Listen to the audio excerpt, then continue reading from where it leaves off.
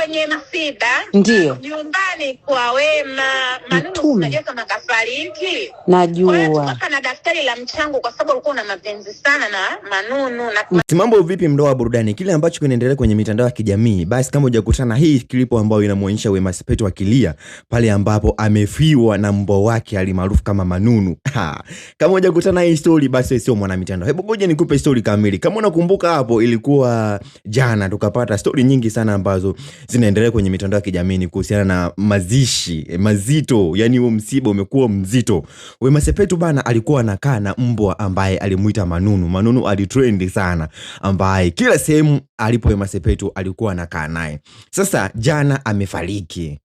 Yani nakuambia kwamba huu ni zaidi ya msiba. Watu wamelia, mastaa mbalimbali wamehudhuria pale. Simu zimepigwa kuchangisha lambi, haijalishi uko wapi, ila simu itapigwa ukufikie ili uweze kutoa mchango. Basi mimi na udhibitisho hapa, msije mkasema kwamba hizi ni story ambazo zinaendelea kwenye mitandao ya kijamii.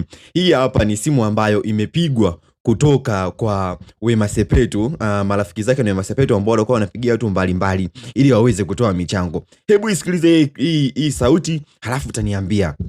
Sawa, hapa nakwambia. We usiniambie. Analia. Kipenzi au amini unataka kusikia sauti yake? Naamini.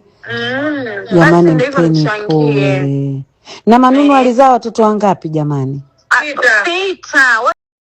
Na imani umesikia hiyo sauti ambayo imesikika hapo ya hao wadada wawili wakizungumza, wakiwa wanajibizana pale kwamba imekueje kwamba Wema Sepetu alikuwa anakaa pamoja na huyu mbwa, hatimaye leo amempoteza.